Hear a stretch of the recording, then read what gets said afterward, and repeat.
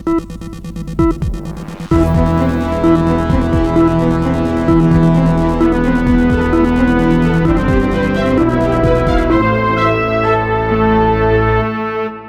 में योगी आदित्यनाथ सरकार 2.0 के दूसरे मंत्रिमंडल विस्तार को लेकर सियासी हलचल काफी तेज हो गई है।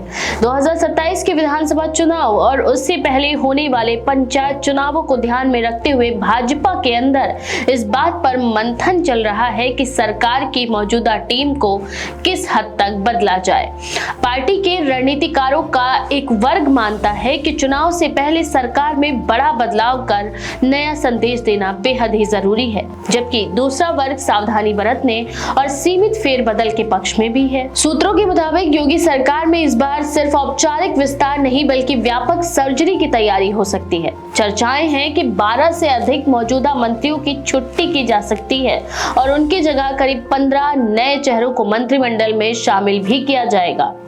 ये सभी नए चेहरे विधायकों के साथ साथ गठबंधन से भी हो सकते हैं ताकि सामाजिक और क्षेत्रीय संतुलन को और भी बेहतर किया जा सके। भाजपा नेतृत्व का फोकस ये सुनिश्चित करने पर है कि सरकार की टीम 2027 तक पूरी तरह चुनावी मोड में नजर आए। इस रणनीति के पीछे गुजरात मॉडल का हवाला दिया जा रहा है। दरअसल 2022 के गुजरात विधानसभा चुनाव से पहले वहां मुख्यमंत्री भूपेंद्र पटेल ने एक बड़ा फैसला लेते हुए 16 मंत्रियों से इस्तीफा लिया था। केंद्रीय नेतृत्व से राय शुमारी के बाद पूरी तरह नई टीम बनाई गई थी, जिसमें 26 मंत्री बने और 19 नए चेहरों को मौका भी दिया गया। उस प्रयोग का राजनीतिक फायदा भाजपा को मिला और पार्टी ने रिकॉर्ड 156 सीटों के साथ प्रचंड जीत हासिल की। अब इसी मॉडल को उत्तर प्रदेश में लागू करने पर विचार हो रहा है। योगी सरकार की मौजूदा तस्वीर पर नजर डाली जाए तो मुख्यमंत्री योगी आदित्यनाथ के अलावा 2 उप मुख्यमंत्री यानी केशव प्रसाद मौर्य और ब्रजेश पाठक सरकार का हिस्सा है। इसके साथ ही 21 कैबिनेट मंत्री, 14 राज्य मंत्री, स्वतंत्र प्रभार और 19 राज्य मंत्री मिलाकर कुल 54 मंत्री हैं। संवैधानिक तौर पर यूपी में अधिकतम 60 मंत्री बनाए जा सकते हैं, यानी फिलहाल 6 पद खाली हैं।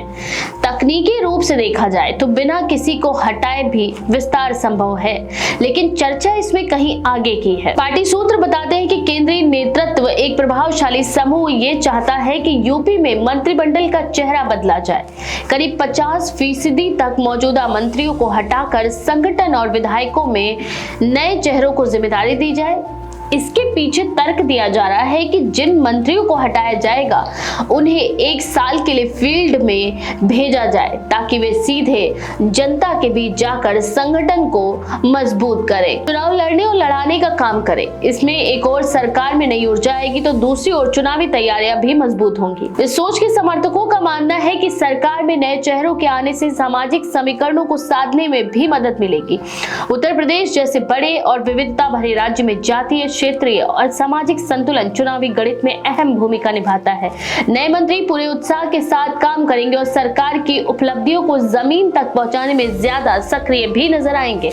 वहीं लंबे समय से मंत्री बने चेहरों को लेकर संगठन और फील्ड में जो नाराजगी है वह भी कम हो सकती है। इसके अलावा पार्टी के अंदर ये भी तर्क दिया जा रहा है कि बड़े बदलाव से भविष्य की लीडरशिप तैयार करने में मदद मिलेगी। 2027 के बाद भी भाजपा को यूपी में मजबूत नेतृत्व की जरूरत होगी और मंत्रिमंडल विस्तार उस दिशा में एक प्रयोग साबित हो सकता है। नए चेहरों को प्रशासनिक अनुभव मिलेगा जो आने वाले समय में पार्टी के लिए फायदेमंद होगा। हालांकि इस बड़े बदलाव की सोच को लेकर पार्टी के अंदर सर्वसम्मति नहीं है। एक दूसरा खेमा ऐसा भी है जो मानता है कि चुनावी साल में जाने से पहले मंत्रिमंडल में बहुत ज्यादा बदलाव करना जोखिम भरा भी हो सकता है। इस वर्ग का यह भी कहना है कि व्यापक फेरबदल से सरकार की स्थिरता और कामकाज पर असर पड़ सकता है और जनता के बीच ये संदेश भी जा सकता है कि सरकार अपने ही मंत्रियों के प्रदर्शन से संतुष्ट नहीं है। इस सोच के समर्थक छोटे और संतुलित बदलाव के पक्षधर हैं। उनका मानना है कि जिन मंत्रियों को लेकर नाराजगी है उन्हें हटाने के बजाय उनके विभाग बदले जा सकते हैं। खाली पड़े 6 पदों पर नए चेहरों को शामिल कर सामाजिक समीकरण भी साधा जा सकता है और सरकार की टीम को ताजा हवा भी मिल सकती है। इससे संगठन और सरकार दोनों के बीच संतुलन भी बना रहेगा। इस बीच एक और बड़ी चिंता ये भी है कि अगर बड़ी संख्या में मंत्रियों को हटाया गया तो उनमें से कुछ टिकट कटने की आशंका से दूसरी पार्टियों का रुख कर सकते हैं। खासतौर पर समाजवादी पार्टी को लेकर ये आशंका जताई जा रही है कि नाराज नेता वहां शरण ले सकते हैं, जिससे भाजपा को राजनीतिक नुकसान भी हो सकता है। इसीलिए ये वर्ग मानता है कि चुनाव से पहले किसी भी तरह की असंतोष की स्थिति पैदा करना ठीक नहीं होगा। इन तमाम चर्चाओं के बीच हालिया संगठनात्मक बदलाव भी अहम माने जा रहे हैं। 14 दिसंबर 2025 को पंकज चौधरी को भाजपा प्रदेश अध्यक्ष बनाया गया है।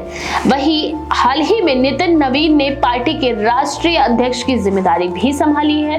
संगठन में नए नेतृत्व के आने के बाद ये कयास और मजबूत हुए हैं कि अब यूपी मंत्रिमंडल विस्तार का रास्ता साफ हो सकता है।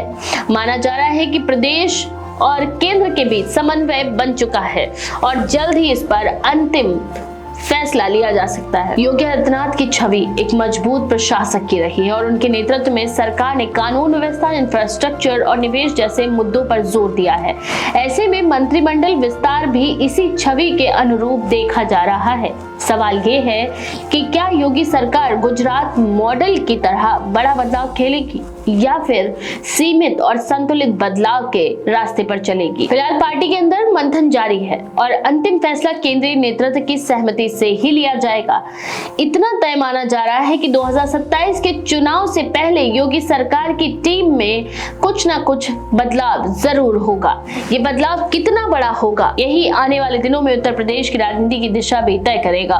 तो इस बारे में आपका क्या विचार है, अपनी राय कमेंट में जरूर लिखें। ऐसी और भी खबरों के लिए देखते रहें द पेज 19।